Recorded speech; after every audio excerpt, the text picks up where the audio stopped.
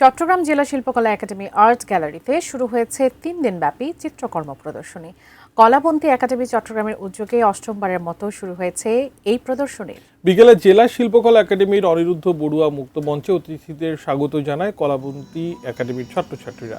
পরে মঙ্গল প্রদীপ প্রজ্বলনের মধ্য দিয়ে শুরু হয় আলোচনা সভা। এতে স্বাগত বক্তব্য দেন কলাবন্তীর কর্ণধার কানাইলাল মজুমদার। আলোচনা শেষে ফিতা কেটে চিত্রকলা প্রদর্শনীর উদ্বোধন করা হয়। এ সময় কানাইলাল মজুমদার বলেন, সভ্যতা বিনির্মাণ ও শিল্প সংস্কৃতির বিকাশে চিত্রকলার ভূমিকা অপরিহার্য। প্রতিদিন বিকেল 4টা থেকে রাত 8টা পর্যন্ত চলবে এই প্রদর্শনী।